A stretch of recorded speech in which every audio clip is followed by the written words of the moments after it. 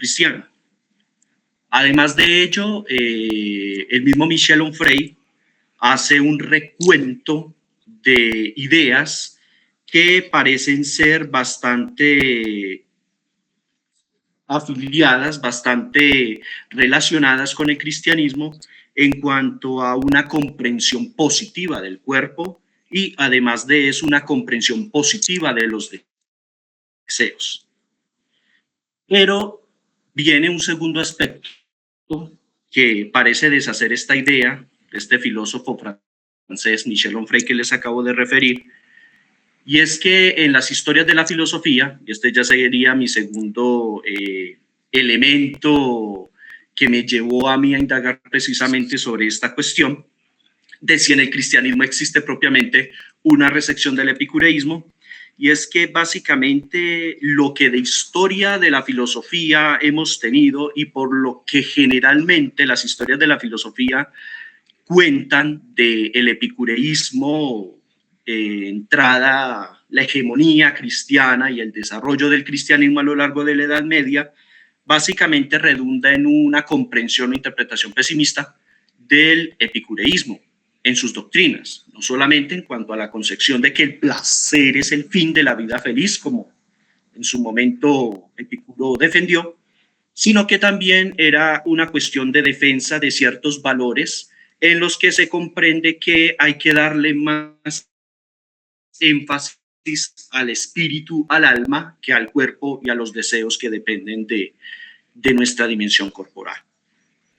Pero prácticamente uno, al hacer un rastreo muy juicioso de este contraste, uno se encuentra con ciertos detalles en los que particularmente un padre capadocio como Gregorio Nacianceno va a rescatar un aspecto moral que corresponde propiamente al epicureísmo, a diferencia de otros padres de la iglesia que en su momento pues, también habían aludido a Epicuro, pero aludían a este filósofo de una manera despectiva, de una manera peyorativa, como si todo pensamiento, toda tesis, toda concepción que Epicuro manejaba acerca del placer riñera de entrada con la doctrina cristiana.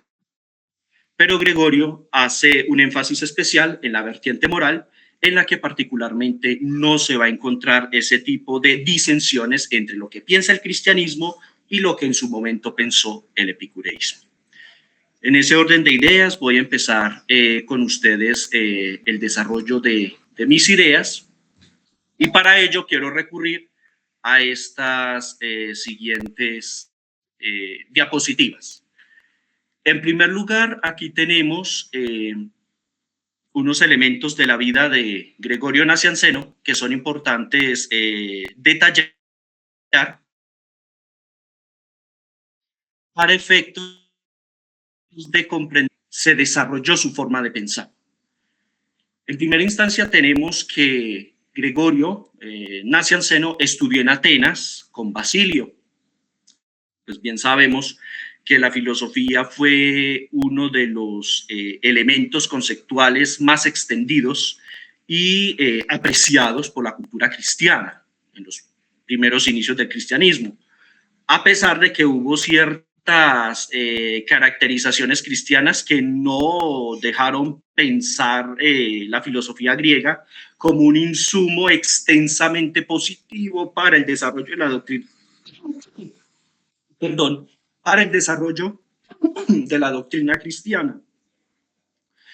Pero ciertamente otros autores, como Justino Mártir, por ejemplo, que precedió a este obispo, Gregorio Nacianceno, o el mismo Atenágoras de Atenas, Basilio de Cesarea, que básicamente fue el amigo de Gregorio Nacianceno con el que estudió allí en Atenas, vieron en la filosofía un recurso importante para defender la doctrina cristiana. En ese orden de ideas, hay que considerar entonces que Gregorio desarrolló su pensamiento o inició más bien su desarrollo intelectual a partir de esa relación que tuvo con los centros de difusión filosófica en su momento, no solamente en Atenas, sino también en el Asia Menor. Además de eso, hay que entender que la obra de Gregorio Nacianceno básicamente comprende tres tipos de textos. Unos textos son poemas, tenemos multitud de poemas que se conservan de Gregorio Nacianceno, y particularmente a los poemas es a los que voy a aludir para defender esta idea de una apreciación positiva del epicureísmo. Tenemos además 44 discursos llamados también oraciones, en los que se dedica a desarrollar Gregorio todo lo que corresponde a la doctrina cristiana.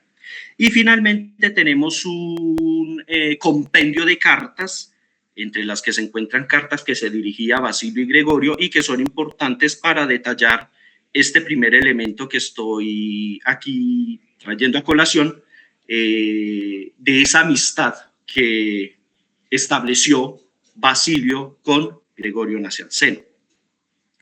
Además de esto, hay que tener en cuenta que pues, en ciertos discursos, también por el talante teológico a los que básicamente se enfocan los discursos de Gregorio Nacianceno, hay una cierta reticencia con el epicureísmo. Reticencia en cuanto a ciertos temas, tesis o concepciones que no corresponden propiamente con la defensa de la doctrina cristiana, particularmente con la idea de la creación ex nihilo, que pues como todos sabemos es un tema que es bastante defendido y extendido en la doctrina cristiana. Si de pronto recuerdan ustedes, se dice que el epicureísmo defendía una concepción atomista heredada de Demócrito, de Ateo, ¿sí? Y el atomismo piensa el cosmos, el universo, como permanente, ¿sí? No fue creado, no tuvo un inicio, siempre ha sido como es. Pero lo que sí se concibe, al menos con ciertas corrientes de pensamiento como los estoicos, es que aunque tuvo un origen, puede llegar a ser destruido en el futuro. Pero básicamente esta concepción atomista, en la que los átomos se vinculan, crean cosas, originan cosas, perdón, y a partir de esa generación de cosas, en su separación, los átomos hacen que los compuestos que antes habían fijado terminen en la corrupción, terminen destruidos.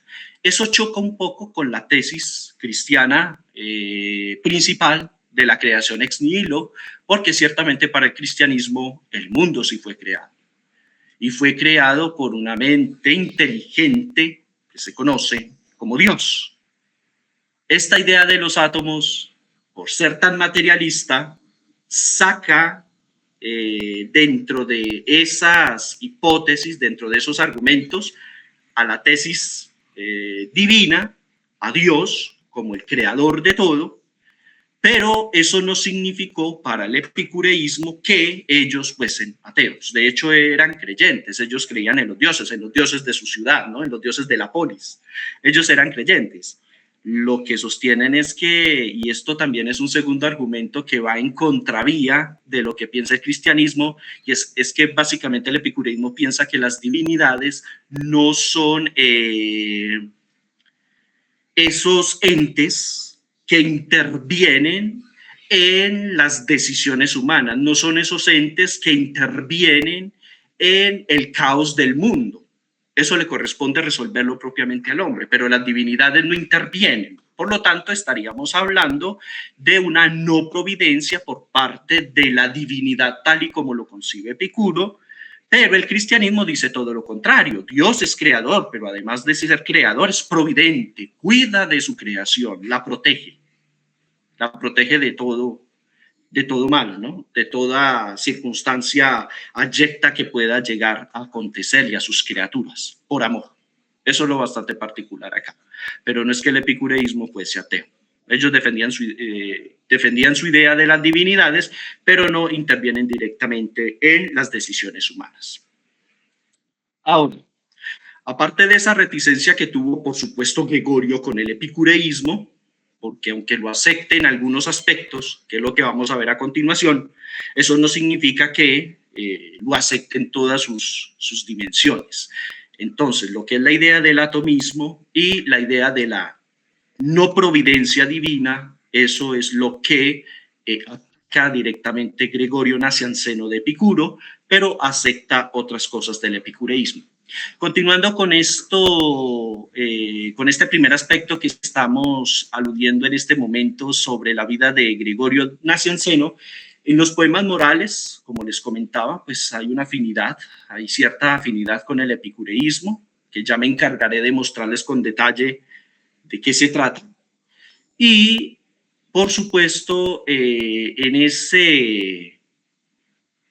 esa tónica de afinidad entre el epicureísmo y el cristianismo, hay que entender que en los poemas morales esas afinidades se perciben básicamente en tres poemas: el poema 10, el poema 25 y el poema 27. Y esto se lo debemos básicamente a una sistematización de esas obras que hacen los monjes maurinos. En ese orden de ideas, quisiera a continuación reseñar algunos aspectos de la vida de Gregorio Nacianceno, en la que básicamente yo pretendo mostrarles aquí en este mapa de Asia Menor y Europa, sobre todo en la porción de la Hélade, cómo fue que Gregorio empezó a desarrollarse, a desarrollar sus funciones episcopales, su temprana formación en la infancia, y lo que llegó a ser pues como pastor de la iglesia cristiana en su momento, cuando fue designado para funciones episcopales en su tiempo. En ese caso tendríamos que decir que Gregorio nació en Arianzo, no en Nancianzo. Nacianzo era la sede episcopal del papá de Gregorio. Estoy hablando de Gregorio el Anciano, pero Gregorio Nacianceno nació en Arianzo. Lo que sucede es que después de que a Gregorio lo mandan a estudiar a Atenas, donde conoció a Basilio, Gregorio, al regresar de Atenas a Arianzo, su padre, Gregorio el Anciano, le pide que le ayude con la administración de la diócesis de Nancianzo, ¿sí? Entonces allí él empieza a fungir como obispo coadjuntor, como un auxiliar, pero no es propiamente Gregorio el administrador titular de la diócesis de Nancianzo. Como les indicaba entonces, de Atenas, cuando termina Gregorio sus actividades intelectuales, él regresa a Nancianzo. Allí pues su padre le pide que le ayude con la administración de la diócesis de Nancianzo, pero resulta que particularmente Gregorio era una persona que él mismo en sus autobiografías, en sus poemas autobiográficos se describe como una persona incapaz de asumir funciones que impliquen demasiada responsabilidad, porque él era un hombre que se describe como tranquilo, de una vida más apaciguada. Entonces le da como cierto temor enfrentarse a este tipo de responsabilidades por todo lo que implica. Debido a que su papá lo ordena presbítero, sí, que su papá, obispo de Nancianzo, lo ordena presbítero para que le ayude con la administración de la diócesis así en Nancianzo, él huye a Sácima. Y posteriormente Basilio, cuando reconoce que su amigo está en está en Sásima, él envía una carta indicándole que quiere hacerlo obispo de esta región, pero ciertamente Gregorio se opone, ¿sí? Posteriormente de que a Gregorio se le comunicara este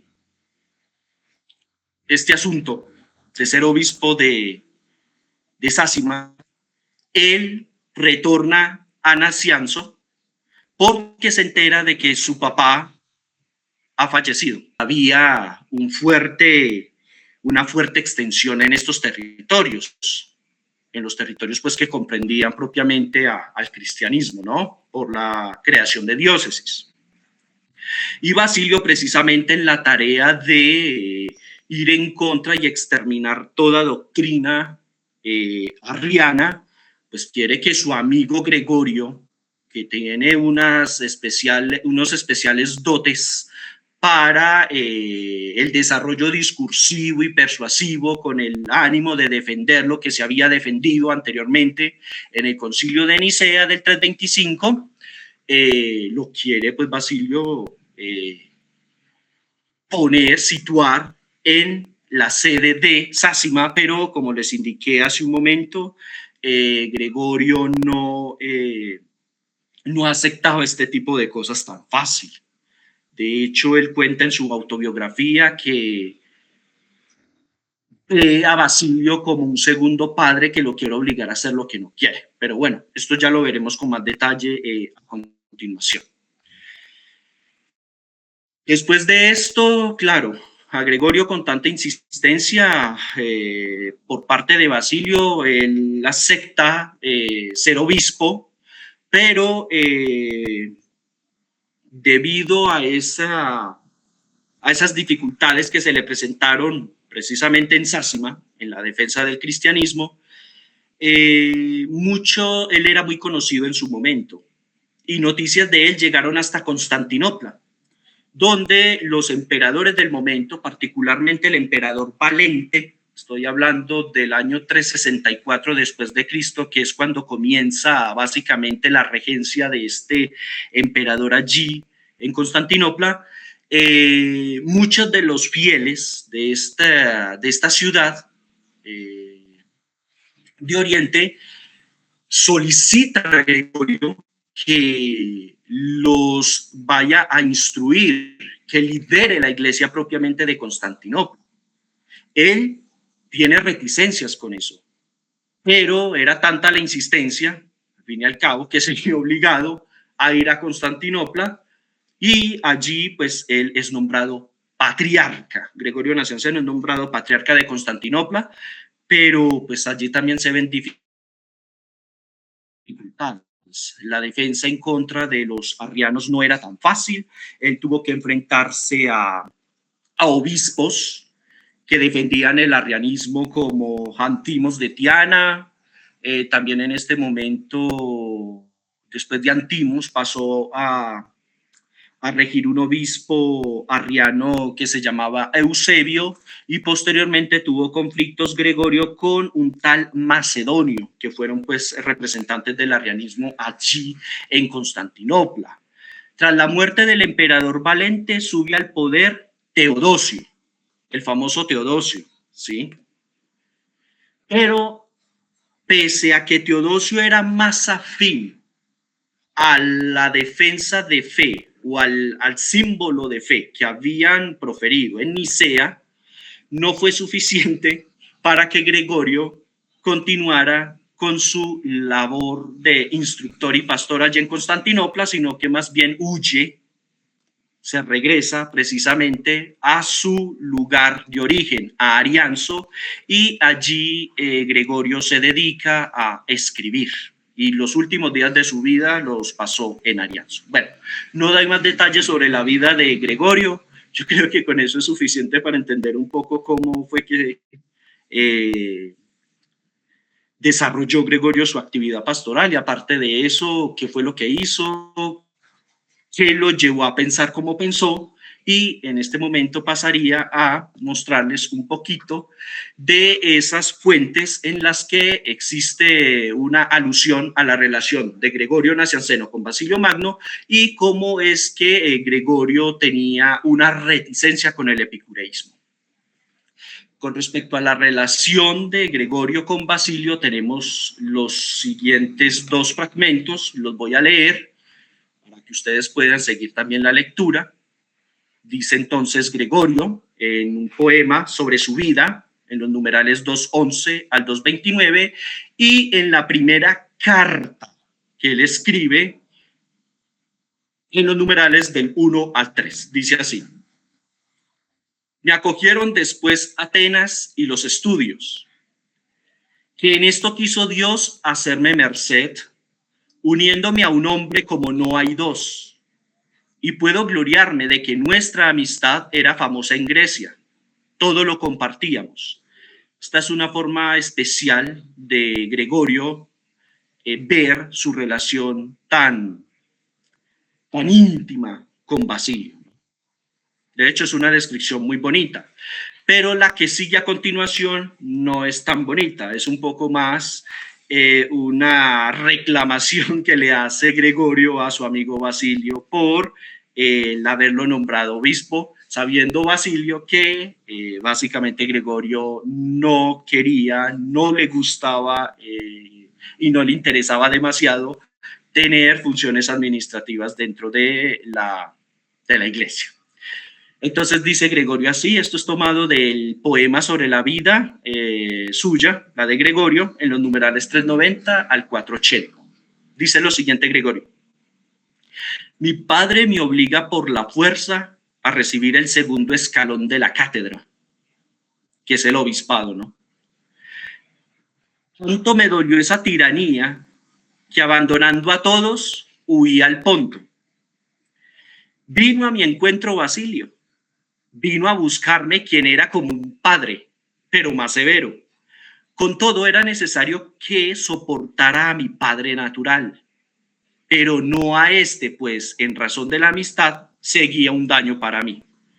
Entonces, como pueden notar ustedes, aquí Gregorio sí le lanza, me perdona la expresión coloquial que voy a utilizar a continuación, la toalla sucia a Basilio, aunque Basilio conocía que él no le gustaba este tipo de funciones pastorales, ¿sí?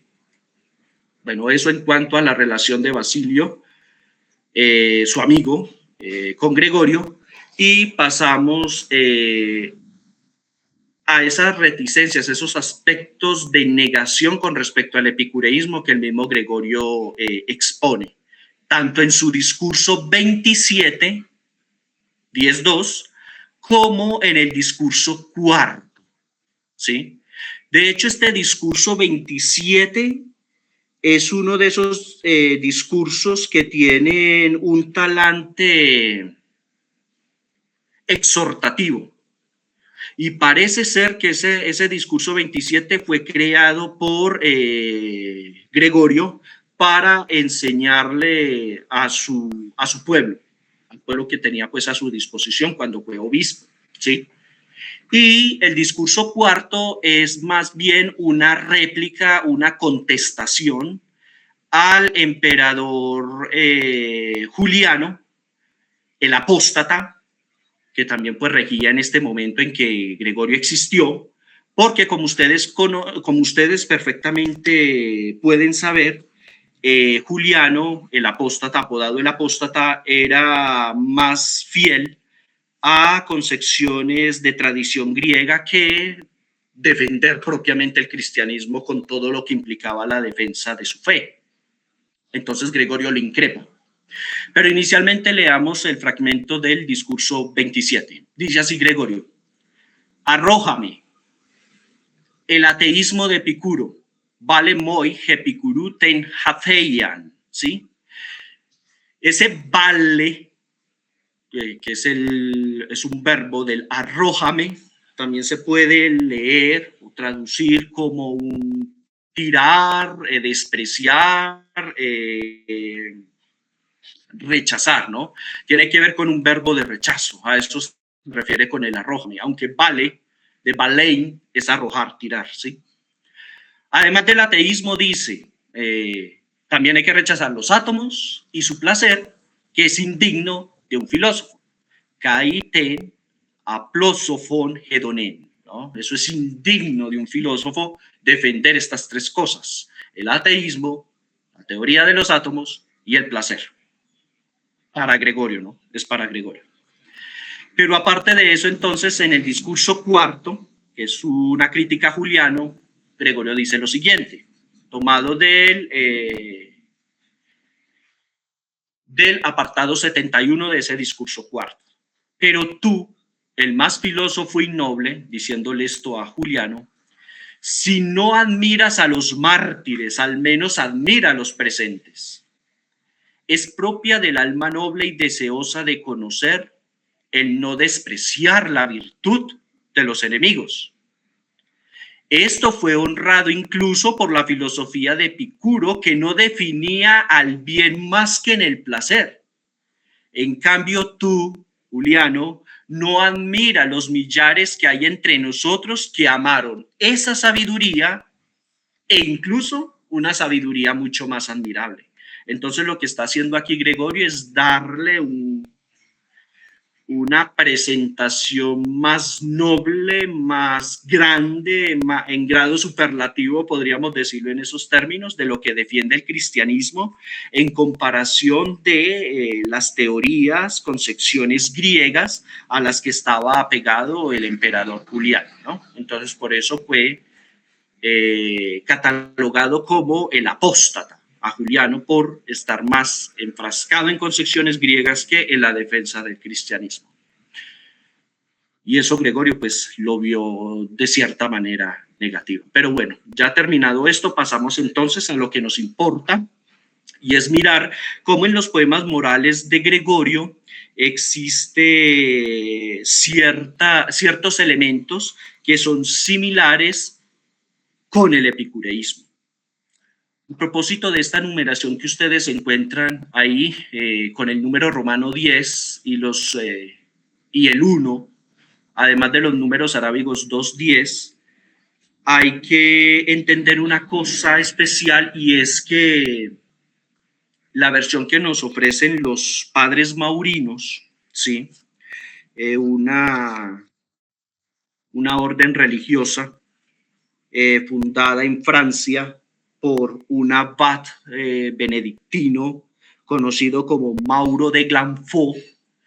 Estos padres maurinos que se dedicaron a compilar, a sistematizar y a estructurar las obras de Gregorio, ellos nos ofrecen esta clasificación de los poemas. Como ustedes pueden notar, ese número 1 en romano, ¿sí?, es el número que corresponde a los poemas de carácter teológico, ¿sí? Son poemas de carácter teológico. Pero si ustedes miran el número 2 que está a continuación, son poemas, claro, de carácter teológico, pero con un matiz moral.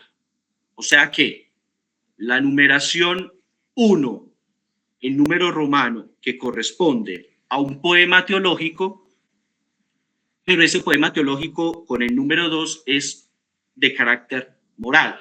Entonces estaríamos hablando del poema moral 10 o poema 10 más bien, de los poemas morales, de los poemas teológicos de Gregorio, porque aparte de esos poemas teológicos hay también poemas históricos, y esos poemas históricos se dividen en poemas personales y poemas en relación con otros pensadores, personas muy cercanas a su vida que eran importantes para él, a los cuales les escribía ese tipo de poemas. Algunos son laudatorios, otros tenían que ver con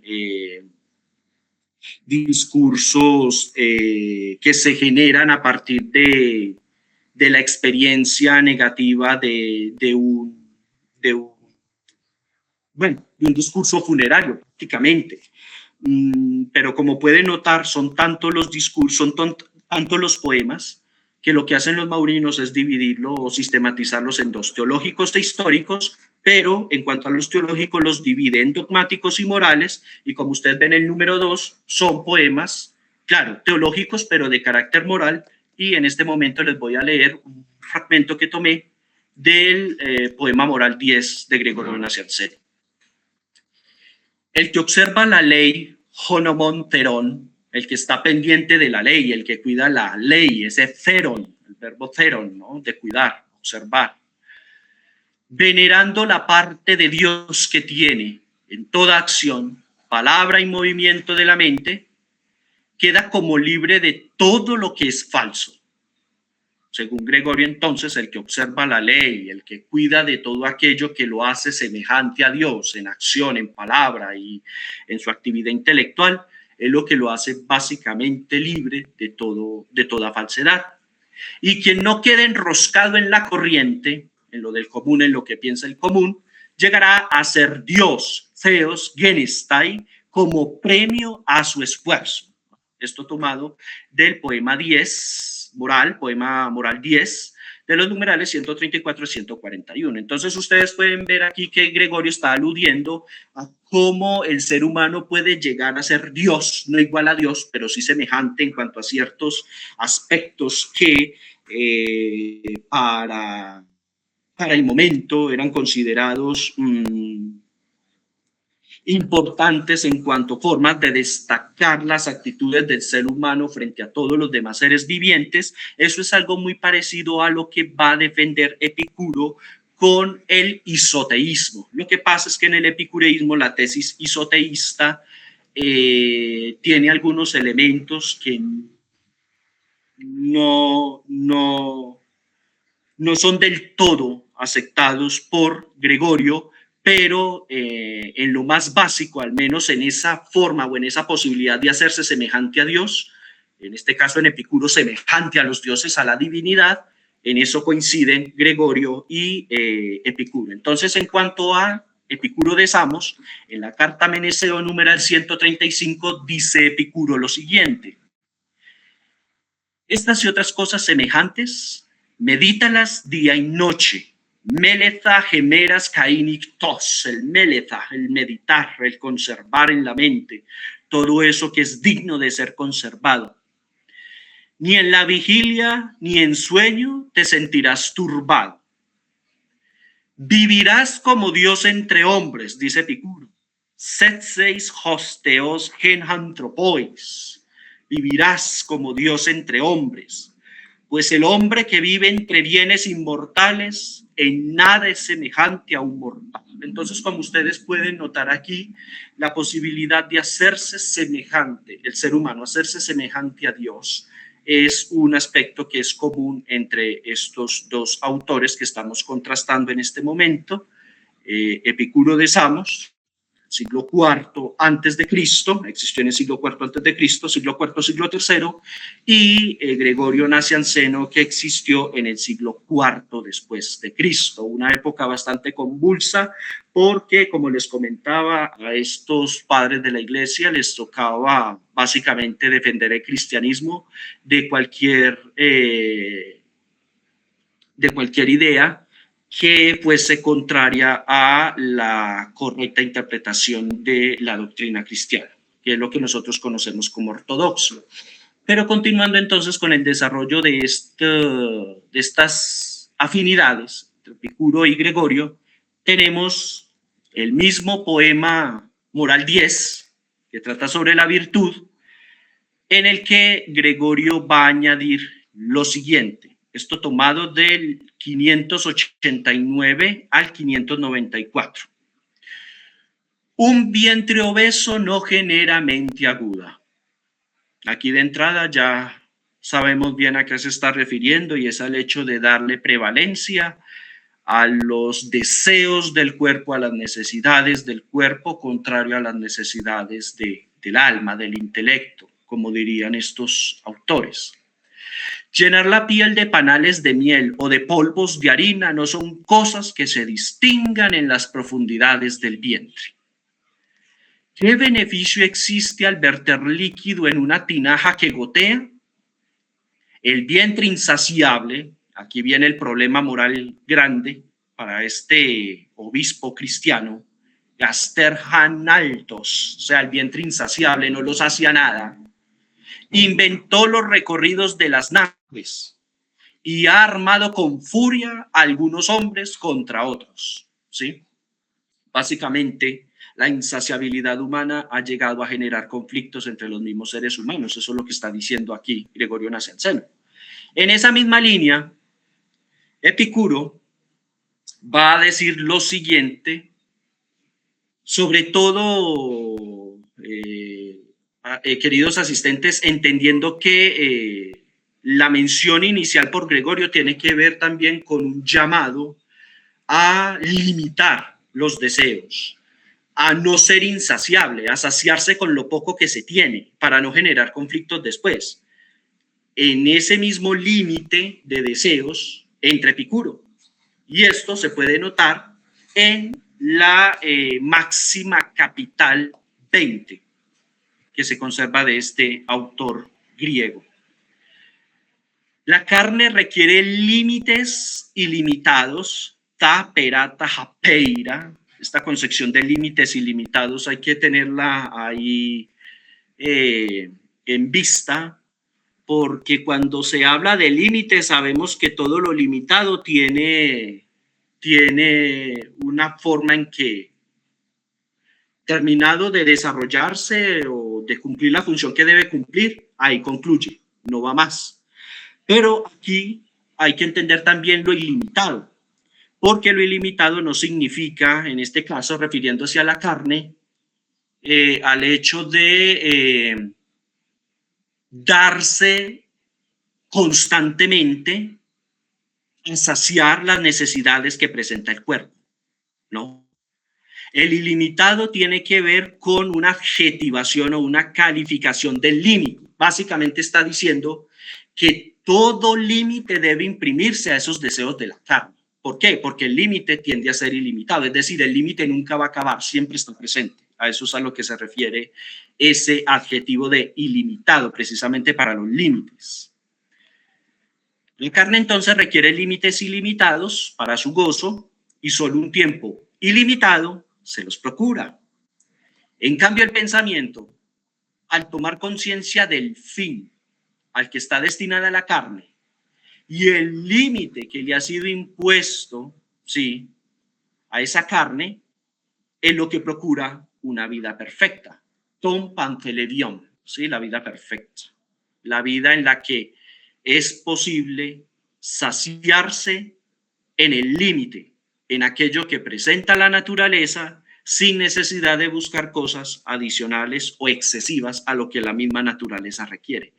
Y esto lo explicita perfectamente Epicuro, y como pueden ustedes notar, hay una similitud entre esa idea del límite moral que se impone a los deseos en Gregorio Nacianceno y Epicuro de Samos. Con respecto al poema Moral 25, que es un poema dedicado a la ira, Gregorio nos va a decir lo siguiente, de los numerales 83-89. La cólera, la ira, es un mal evidente, imagen que baja la cabeza de un cuerpo disgustado. Contos sómatos. Habría que situar de pie ante un espejo a los airados para que al mirarse aflojen un poco su cólera a partir del aspecto o espectáculo de su pasión. Tu pathus obseos. Esto es muy bonito, de hecho, porque esto tiene algo de metafórico y se emplea básicamente a modo de nomisma, es decir, de recuerdo, para darle a entender a la gente, a los que él está exhortando, que usted simplemente con que vea su rostro y la forma en que usted actúa cuando está disgustado, usted por vergüenza se va a contener, no va a darle vía libre a esa afección que está sintiendo de ira en este momento, ¿sí? Es un ejercicio, es una terapia, lo que él propone en este caso para controlar la cólera, la ira. Y en ese mismo sentido, a partir de la los modos de controlar la cólera, la ira, los deseos, todas esas afecciones o pasiones, Epicuro dirá lo siguiente a propósito de la ira en su Sentencia Vaticana 62. Si el enfado de los padres con los hijos se debe a causas justificadas, es estúpido contestarles, Mathaion de Puten, ¿no? Es estúpido Mathaion. En lugar de excusarse, lo mejor es excusarse, ¿sí? En vez de contestarle a esos enfados de los padres, ¿no? Y si se debe a impulsos irracionales, es ridículo, alogoteron, geloion, ¿no? Particularmente esto de la ridiculez, pues es una forma de caracterizar peyorativamente todo lo que implica al ser humano dejarse llevar por pasiones en exceso. Eso es lo que hace Epicuro. Ridículo, entonces, dirá el mismo Gregorio, echar más leña al fuego en lugar de cambiar a actitudes más suaves. Esto tomado de la Sentencia Vaticana 62. Y de hecho, como propone Epicuro, pues un hijo que ante los alegatos de sus padres, pues se mide con ellos en el mismo desespero, en la misma ira, en la misma cólera, pues va a generar más conflicto. Pero si un hijo sabe contestar suavemente o no responde nada, bueno, nada, asumir una actitud mucho más pasible ante otro que se presenta de forma iracunda, pues va a generar un cambio en la otra persona. Eso es lo que está diciendo Epicuro básicamente, y que tiene afinidad con esa terapia contra la ira que nos refiere Gregorio Nacianceno. Continuando con ese mismo poema Moral 25, dirá Gregorio Nacianceno lo siguiente, tomado de los numerales 3.14 al 3.21. No encolerizarse es seguridad contra la muerte. Ten en cuenta que la ira repudia la razón, y la razón, el golpe lleva la ira a las heridas, perdón, y las heridas, por las heridas nosotros conocemos lo que es la muerte. Una cosa lleva a la otra. La ira repudia la razón, es decir, cuando hay ira no hay razón. Pero es cierto que si hay razón, no tiene por qué haber ni golpes, ni heridas, ni muerte. Porque lo contrario, si nos dejamos llevar por la ira, entonces hay ira, lleva el golpe, los golpes generan heridas y las heridas pues terminan en la muerte. Entonces es una forma también de aludir las consecuencias que hay a raíz de no controlar esta afección. ¿Quién por haber matado ha conseguido dignidad alguna? No encolerizarse es digno de los celebrados y la recompensa de ello es la huida del peligro. Básicamente el que está en ira y el que da rienda suelta a la ira termina por encontrar peligros, ¿no? Entonces eso es lo que hay que evitar. Dice Gregorio, Jefigethu kindonu, ¿no? Hay que evitar el peligro, la huida del peligro. En su parte, Epicuro de Samos, en su Máxima Capital 14, a propósito de esto, de no solo controlar la ira, sino de huir del peligro y tener una seguridad frente a los demás, él dice lo siguiente: la razón más sencilla para lograr seguridad frente a los hombres, asphalias tes ex antropon, frente a los demás hombres, que hasta cierto punto depende de una capacidad eliminatoria, lo que nosotros estamos en capacidad de eliminar, es la que proporciona la tranquilidad y el aislamiento del mundo. Exigías kai et horetseos tom polon. Esto es bastante interesante, porque de hecho ese aislamiento, el famoso et horetseos, está ahí en esa verbalización, en esa acción de aislamiento, es lo que básicamente para Epicuro va a generar esa seguridad.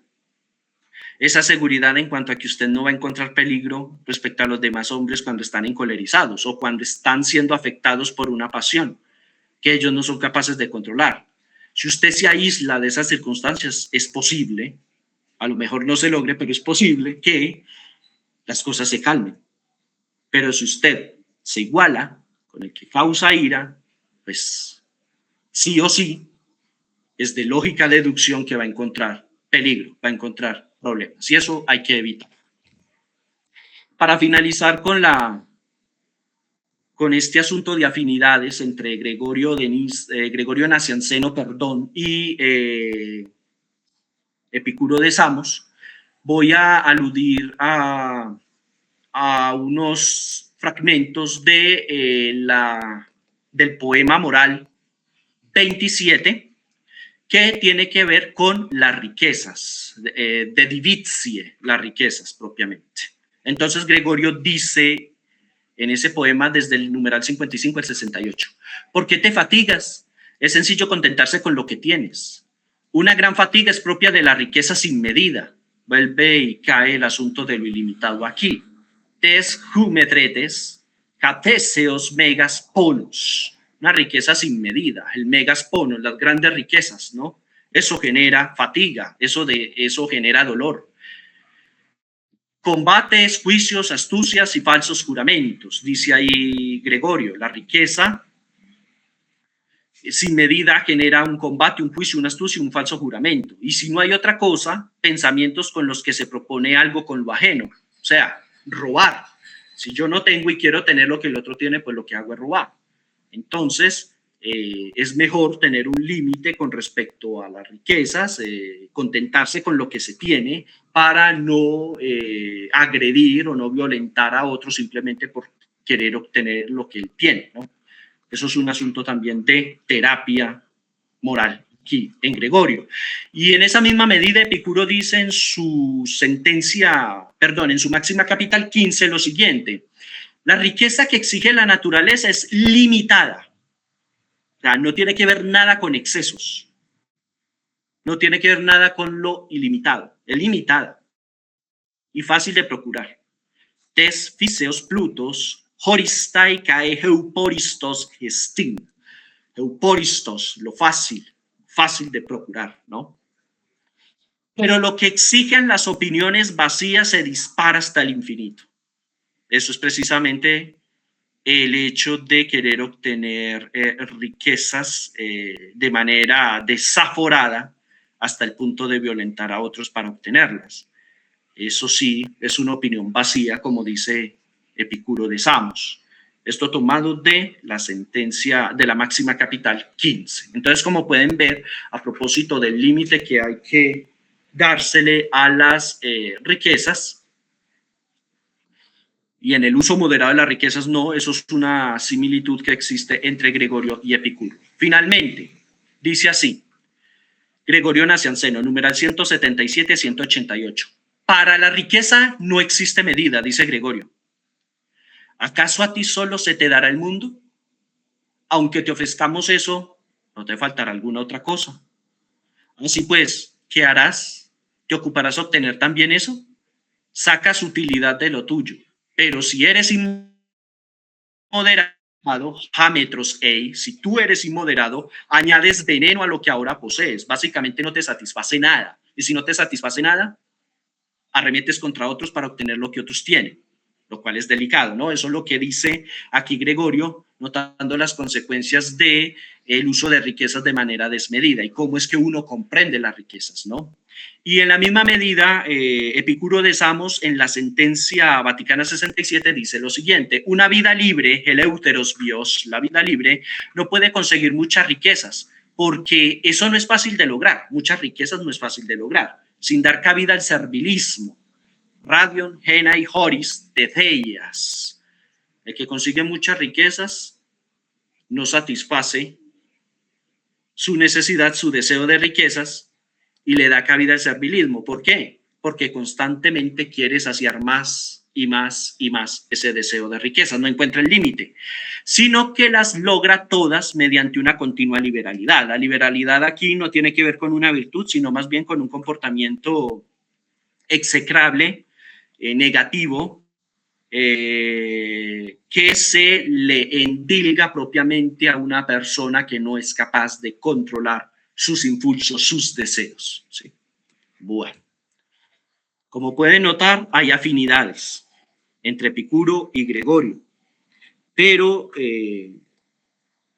aparte de esas afinidades, muchos estudiosos de este obispo cristiano, de este padre Capadocio, por ejemplo, un Alexander Fatich o un Dimitrios Densoras, que son serbios y se han dedicado pues a escribir sobre Epicuro, pero además de ellos está la historiadora italiana Ilaria Ramelli, quien en el 2014 publicó un artículo bastante interesante sobre la recepción del epicureísmo en los padres capadocios, siendo Gregorio Nacianceno el único que resecciona algo de Epicuro, pero además de eso, las investigaciones que en el siglo pasado, siglo XX, hizo Richard Junkutz en el año de 1996, que publicó también un artículo sobre este problema que aquí estamos tratando, además de Norman de Witt, quien en el año 2000 escribió un texto bastante amplio sobre epicureísmo y en el que destacan ciertas filiaciones del cristianismo con el epicureísmo. A partir de estos autores que les acabo de mencionar, estos 5 autores que les mencioné, se ha pensado que existe una resección del epicureísmo en Gregorio, pero si vamos a hablar de resección, eso implica que Gregorio acepta o copia y traslada ideas del pensamiento epicúreo para justificar ideas cristianas. Pero yo creo que hay que matizar un poco esa idea, porque a mi modo de ver no es que Gregorio reseccione las ideas de Epicuro, lo que hace es simplemente mostrar la afinidad que hay entre la corriente cristiana, las ideas cristianas que él defiende y las ideas epicúreas que tanto eran vilipendiadas en el momento por muchos autores. Pero eso no implicaba propiamente una cierta resección, simplemente es una defensa de afinidades, considerando que, como les dije inicialmente, hay ciertas reticencias con ciertas teorías del epicureísmo, como el atomismo y el asunto de el no cuidado o en la no intervención de la divinidad hacia las decisiones humanas. Entonces, como ustedes pueden notar, yo propiamente no defiendo un reseccionismo del epicureísmo en Gregorio, sino más bien una defensa de afinidades que tiene el cristianismo, porque propiamente lo que hace Gregorio es hacer apologética, es decir, defender su fe con los recursos griegos que otros autores defendían, pero en esa defensa de lo griego que otros autores defendían, Epicuro salía de lleno, o sea, lo cortaban tajantemente porque no cuadraba perfectamente con las tesis cristianas. Pero Gregorio sí encontró afinidades con Epicuro, al menos en lo moral, tal y como lo acabamos de ver aquí. Entonces, estas tres conclusiones para culminar. Gregorio conoció indirectamente, por supuesto, la doctrina de Epicuro, dado que fue un hombre que estuvo dedicado a estudiar la ciencia, digámoslo en esos términos, de su momento, la filosofía griega. No hay testimonios acerca de cómo realmente Gregorio conoce esa doctrina. Se supone o se define o se deduce a partir de que él estudió en Atenas y allí seguramente por algún medio escrito u oral conoció lo que implicaba esta doctrina epicúrea. Sin embargo, pese a que no hay testimonios, sí hay evidencia de una sucesión epicúrea, al menos cercana, un poco cercana, no mucho, no muy cercana al tiempo en que Gregorio existió, pero desde que haya existido hasta el siglo II de la era cristiana, autores que estuvieron completamente arraigados a la corriente epicureísta, eso ya pues da a entender que en su momento pues el epicureísmo, cuando Gregorio llegó, podría ser difundido, aunque no hubo escuela en ese momento epicúrea que Gregorio tenía, con eso no fue así. Aunque renuente a lo que contradice el dogma cristiano, Gregorio Nacianceno simpatizó con una visión ético o moral del epicureísmo, como ya lo pudimos notar en el desarrollo de estos 3 poemas, y la relación de Epicuro y Gregorio, como les decía ahorita, no se trata de un asunto de recepción, sino más bien de una defensa de la fe a partir de ciertas coincidencias con criterios morales que se venían dando en la filosofía griega, particularmente el epicureísmo, pero que ciertamente ratifican una fe cristiana que también tiene una forma distinta de concebir la realidad del mundo y que pues para estos autores cristianos pues ciertamente la sabiduría tienen un único modo de comportarse, un único modo de entenderla, ¿no? No son muchas sabidurías, sino un único modo de entenderla y es el actuar conforme a la razón, pero esa razón, como diría Justino, a propósito del logos espermáticos o del logos que gobierna todo el mundo, es algo que está presente en toda la historia y en todos los seres humanos. Lo que pasa es que con el cristianismo, esta interpretación goza de unos caracteres diferenciales que son identitarios de la cultura cristiana, pero que ciertamente no riñen completamente con lo que antiguamente defendían los griegos. Por eso es que Gregorio, cuando participó en el concilio de Constantinopla, y estoy hablando del año 381 después de Cristo, la filosofía pues metió la mano, digámoslo así, los obispos tuvieron que meter la mano en los conceptos filosóficos para poder defender la divinidad de Cristo, del Hijo de Dios, y aparte de eso, pues defender otras formas de entender ciertas herejías que en este caso se habían presentado con Arrigo, a negar la divinidad del Hijo de Dios y que después terminaron por, en algunos casos, negar la voluntad, no la divina, porque eso fue lo que se defendió en el concilio niceno-constantinopolitano, la voluntad divina, la naturaleza divina de Cristo, pero se llegó al otro extremo hasta el punto de negar la humanidad de Cristo. Entonces, debido a esas confrontaciones ideológicas, conceptuales, allí dentro del cristianismo, ciertamente estos padres, para dar una razón mucho más fundamentada en la razón de lo que implica defender la naturaleza humana de Cristo y la naturaleza divina de Cristo, entonces echaron mano de conceptos filosóficos para poder defender esto. No siendo más, termino con esta última frase para cerrar mi presentación, tomado del poema Moral 10, numerales 787 a 792, dice lo siguiente: Epicuro inducía al placer, en el que finalizaban todos los bienes humanos, pero para que no pareciese que por un determinado placer alababa este, considerando que hay múltiples placeres. Y Gregorio dice, bueno, si hay múltiples placeres, hay placeres nobles, hay placer racional, no iba a alabar una clase de placer especial. Simplemente lo que va a hacer es vivir con decoro y castamente, ayudando con su forma de ser a esa doctrina que Epicuro tanto defendía. Esta es la de su predecesor Epicuro de Samos. Muchas gracias por su atención.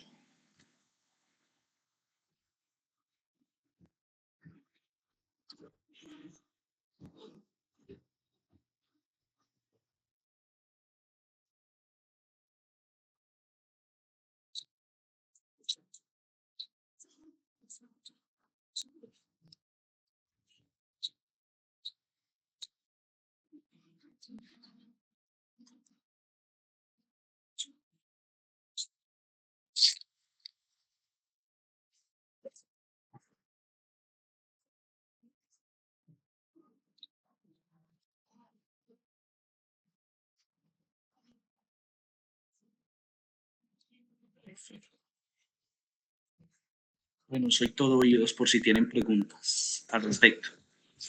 Muy buenas tardes, Steven. Un saludo a todos los miembros del SCLAM, al profesor John Estrada, que también está por acá acompañándonos.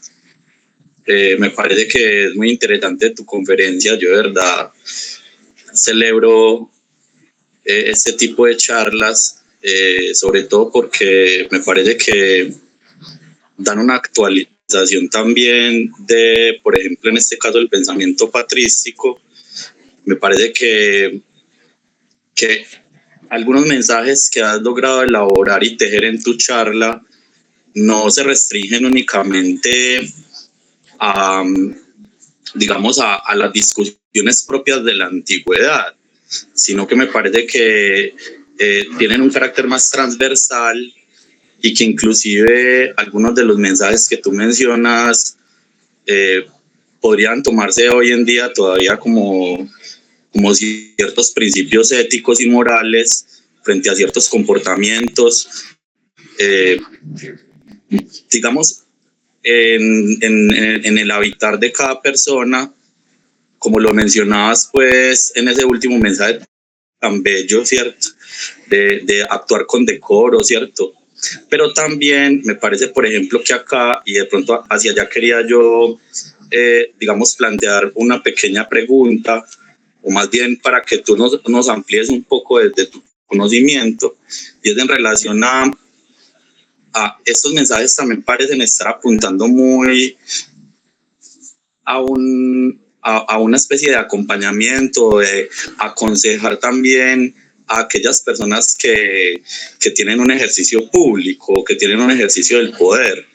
Me llamaba la atención cuando hacías toda la reconstrucción que mencionabas que a él lo llamaron, ¿no? A Gregorio, a impartir una especie de tutorías en Constantinopla, y a mí me queda resonando ese mensaje también, y quería de pronto si tú nos puedes ampliar tan formalmente como también cuál es el papel de esta disciplina moral, no solo epicúrea, sino en este caso pues niancena, esta disciplina moral, sí, qué impacto pudo tener, digamos, en esas esferas del imperio y sobre todo en relación a aquellos a quienes ejercían el poder. Y nada, te agradezco de nuevo mucho por la charla y me parece que muy digerible y muy entretenida. De verdad, muchas gracias. Andrés, a ti gracias por la pregunta. De verdad que cuando uno se pregunta por las implicancias prácticas de este tipo de, bueno, no solamente práctica, digo práctico más bien para sintetizar lo que implica ética y políticamente hablando este tipo de temas, ¿no? Pero cuando uno hace ese tipo de preguntas en torno a la practicidad de este tipo de elementos y actitudes o la forma de vida que tenían estos autores clásicos, sobre todo un padre de la iglesia como el mismo Gregorio o un Epicuro de Samos que defendió un hedonismo bastante moderado, sí, muy moderado diría yo, contrario a las versiones que habían ofrecido sus contendores en su momento, pues es importante hacer mención de ello, ¿no? A propósito de la participación de Gregorio en el Concilio de Constantinopla en el 381, claro, lo interesante aquí,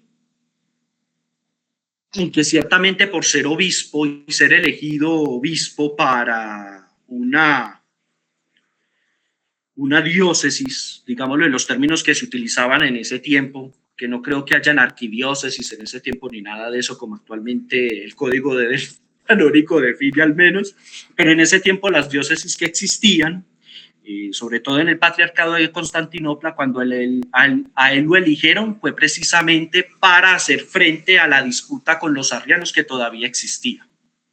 Para eso lo eligieron. Claro, porque él también daba en sus discursos y por los que lo fueron conociendo, él daba ese tipo de seguridad en cuanto a no solamente el conocimiento que tenía, sino en la capacidad discursiva que él ofrecía a los demás para poder afrontar este tipo de dificultades doctrinales. Además que en el siglo IV después de Cristo y los siglos que siguen, el cristianismo todavía se va a extender en una defensa de lo que es propio, ¿no? De lo que identifica el cristianismo en cuanto a la defensa de una doctrina como es la divinidad y humanidad del Hijo de Dios. Eso es lo que van a defender ellos. De ahí hasta el siglo VII, más o menos, que ya pues con el último conflicto que viene a pasar, que es con la lucha de los iconoclastas. Pero bueno, eso es lo que va a ser el baremo de toda esa discusión filosófico-teológica del cristianismo.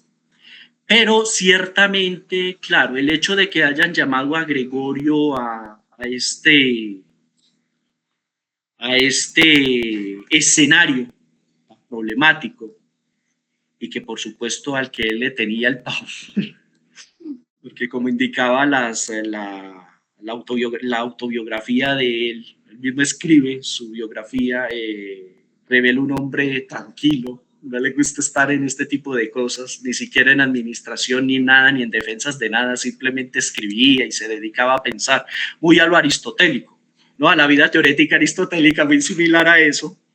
Entonces, a él lo eligen obligado a cumplir esa función para la que sirvió, por supuesto, pero que eso generó al fin y al cabo conflictos posteriores muy fuertes, porque como indicaba también en el inicio de mi presentación, pese a que él fue elegido para hacer esa defensa allí en Constantinopla, él fue perseguido y por eso tuvo que renunciar. Las cosas no fueron fáciles y la situación social y política del momento era bastante convulsa, ¿no? Muy convulsa, los conflictos y las guerras del momento precisamente por este tipo de defensa de ideas llevaron a eso. Ahora, vivir castamente, ya desde aspectos mucho más éticos, morales, supongo yo más bien que ciertamente este padre de la iglesia practicaba eso, ¿no? Aunque nosotros también sabemos del conflicto intelectual y práctico que tenemos hoy en día nosotros los seres humanos, porque una cosa es fácil decir yo amo, pero realmente en la práctica quién sabe si tú amas, ¿no? Ese conflicto de intelección y acción, ¿no? Pero uno supone que la defensa tan fuerte y tan extensa que hacía Gregorio de estos valores morales, si me permiten el uso del término, era algo que él practicaba. Y de hecho, yo me atrevo a decir que lo que nosotros suponemos como cobardía de Gregorio para no enfrentarse a ese escenario, ya en sí mismo está siendo un valor moral determinante que él mismo practicaba en su momento. Porque, de hecho, él dice, Gregorio dice, prefiero estar escondido de todo este tipo no solamente de los problemas, sino de lo que la vida política implicaba, ¿sí? Honores, riquezas, era también una forma de evitar precisamente todo lo que corrompe una buena práctica de una moral cristiana, si lo podemos decir en esos términos, para el caso de Gregorio.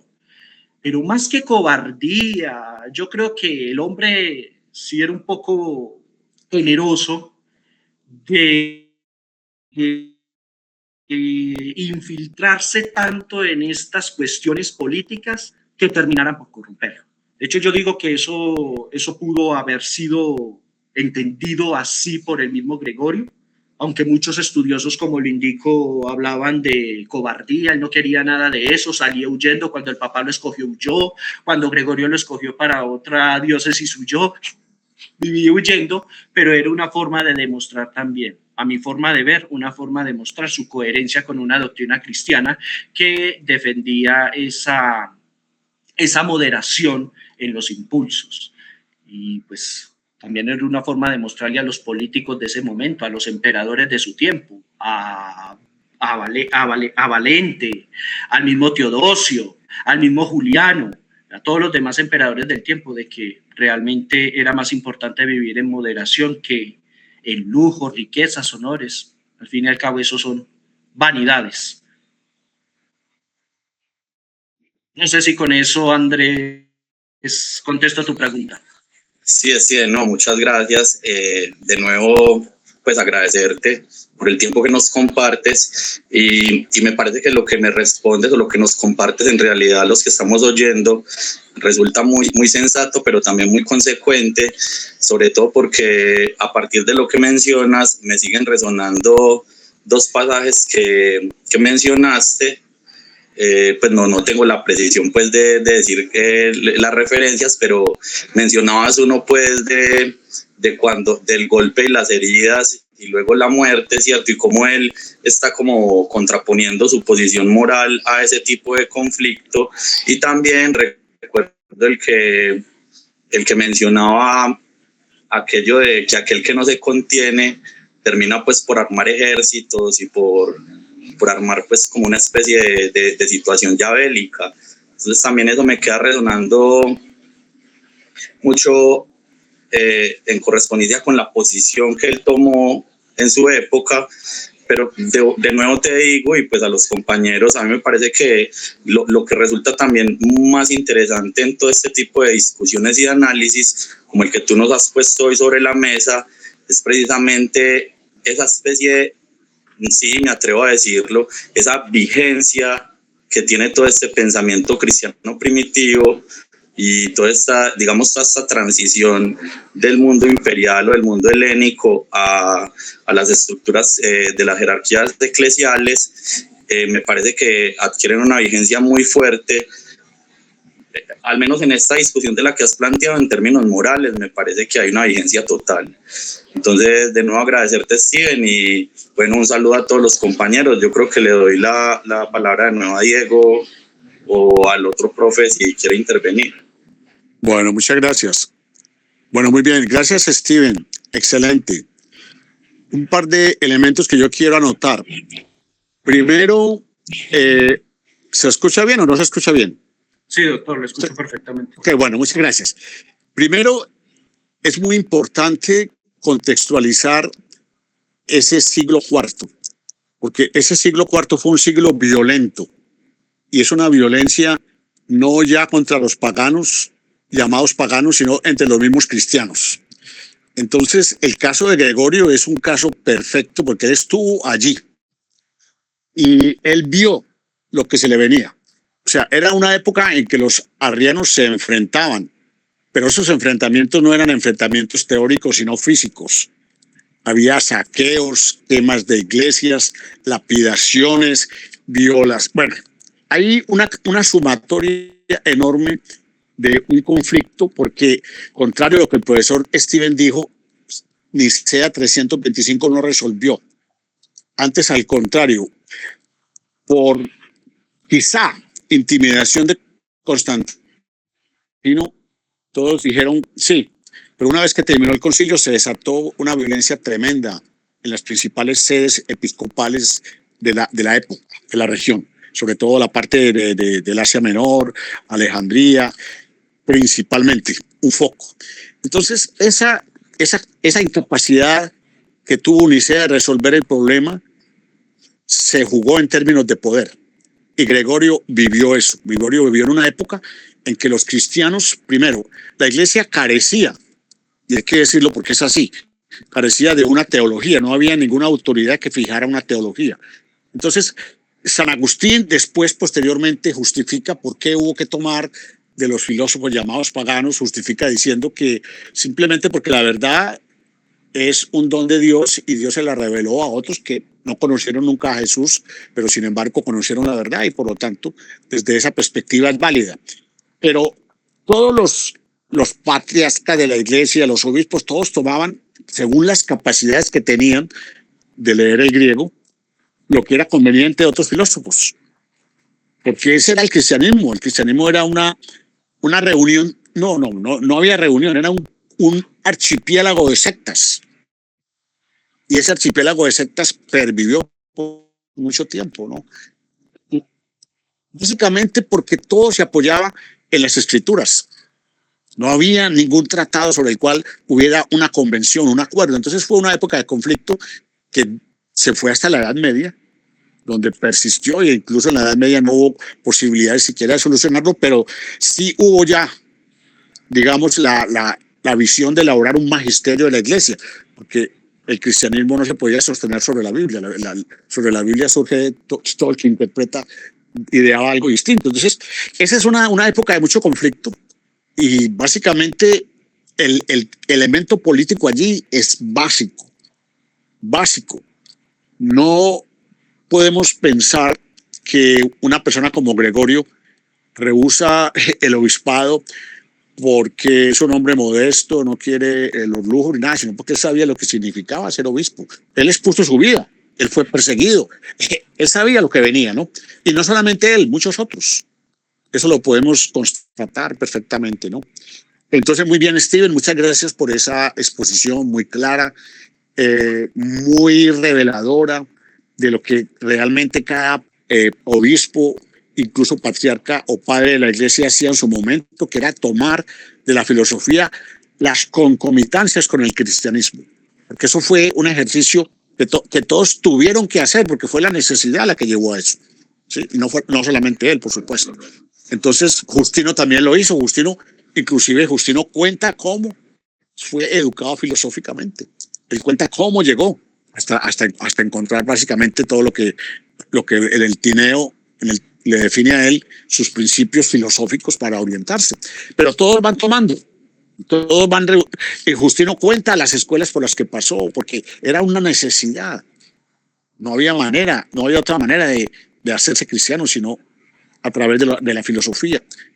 Porque las escrituras, primero, no las conocían completamente todos.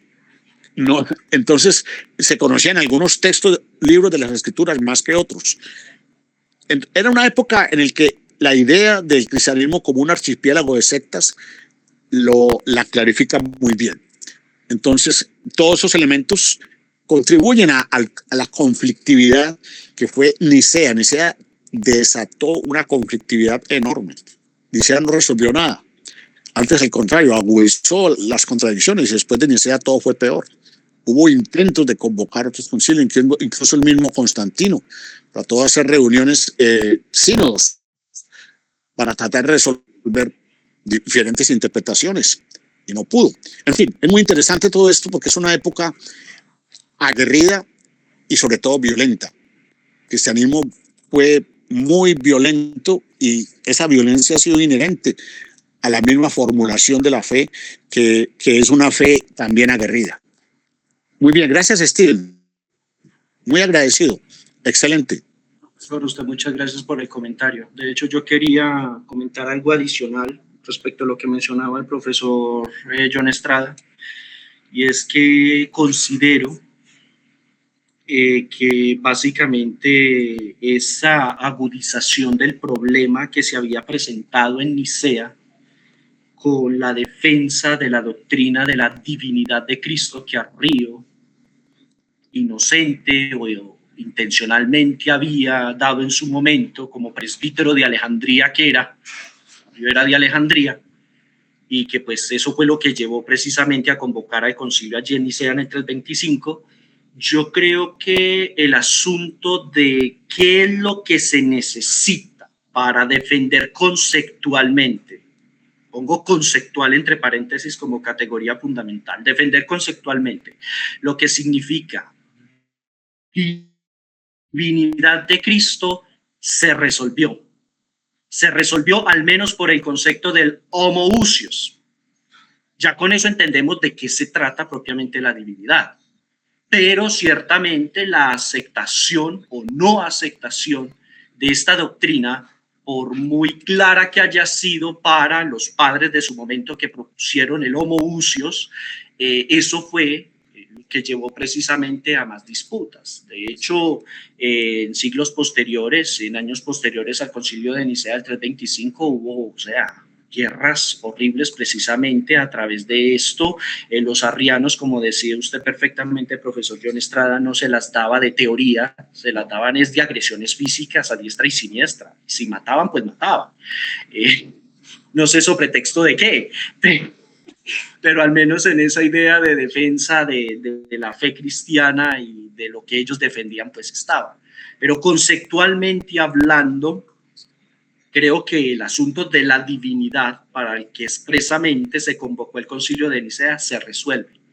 El problema es que las problemáticas que se suponen surgen a partir del Concilio de Nicea tiene que ver con ciertos aspectos o caracterizaciones de esa doctrina de la divinidad de Cristo, que al enfrascarse en eso no consideraron otros aspectos. En este caso, ¿qué fue lo que se olvidó y que tuvo que ser revisado en el Concilio de Constantinopla en el 381?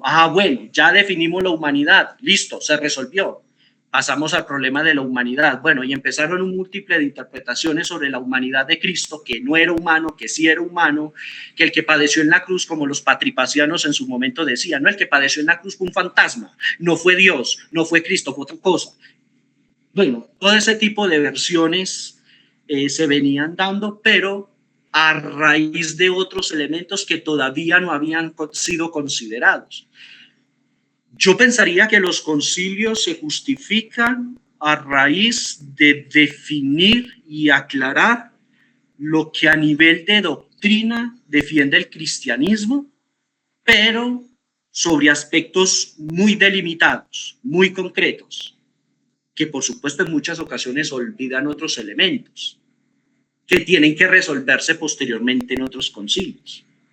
Pero cada uno de estos concilios, aunque no haya considerado esos otros aspectos que son los detonantes para colocar a otro, ¿sí? Esos aspectos concretos se definen en los concilios a los que propiamente se convocan para definir ese aspecto concreto. En este caso, Nicea defiende la humanidad de Cristo. Después va Constantinopla, la humanidad. Después viene otros concilios que van a recaer en la misma cuestión, pero ya no es sobre la naturaleza, no es sobre propiamente si Cristo es divino o humano, sino cómo se conjugan esas dos dimensiones en Cristo. Algunas de esas herejías, por ejemplo, los monotelitas, que van a ser recusados en el concilio de Calcedonia, que eso es en el 451 después de Cristo, ya en el siglo V, eso mucho tiempo después de esto, de la definición de la divinidad y humanidad de Cristo.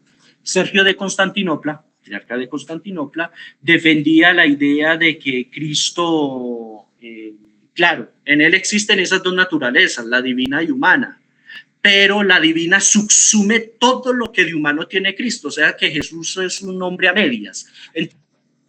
Entonces, dadas esas contradicciones, si me permiten el uso del término, de esos elementos que se intentaban resolver en estos concilios, es que van surgiendo aspectos que antes no se consideraban, pero que después fueron surgiendo y que a raíz de eso generaron conflictos. Y una cosa adicional a esto es que, como usted bien define, profesor John Estrada, claro, Justino, Atenágoras, muchos otros autores, como el mismo, los tres Capadocios, Basilio Magno, Gregorio de Niza, el hermano de Basilio, y Gregorio Nacianceno, que era amigo de Basilio, muy amigo de esta familia de Basilio, defendían y veían con buenos ojos la filosofía griega, pero particularmente en el año, si mal no estoy, 527, el emperador Justiniano mandó a cerrar cuanta escuela de filosofía hubiera, porque eso corrompía por completo la doctrina cristiana. Otro elemento más que se le agrega, porque la disputa con lo griego en ese momento todavía se extendió, así hubiesen padres de la iglesia que defendían las corrientes, la filosofía griega. Y es algo muy especial también que sucede con los padres apologistas en el siglo II, lo que fue Teófilo de Antioquía, Hermias el filósofo y, se me olvida, Tasiano de Ciro, eran reticentes con la filosofía griega. Tertuliano le dio duro a los filósofos griegos. Hay una obra de Tertuliano dedicada solamente a criticar a los filósofos griegos. ¿Qué tiene que ver Jerusalén con Atenas? Decía él. Sí. Pero entonces eso quería anotar, profesor. Yo creo que muy bien. Mi intervención. Excelente, sí, ese es todo un proceso muy duro, muy difícil, que nunca fue fácil. Eso fue una época de mucho conflicto, tan fue así que el mismo emperador vio que era imposible que los cristianos pudiesen ser, que se pudieran unificar, y por eso hizo todo lo que pudo. Muy bien, Steven, muchas gracias. No, Excelente haberte muchas escuchado. gracias. Igual, profe. Bueno.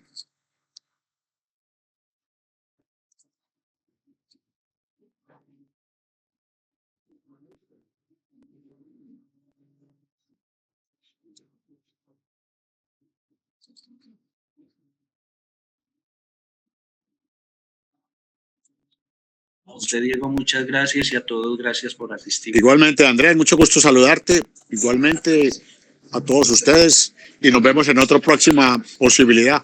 Una feliz noche para todos. Muchas gracias. Una feliz noche. Feliz noche. Hasta pronto. Igualmente, Andrés, mucho gusto. Steven, gracias de nuevo. Chao, feliz noche.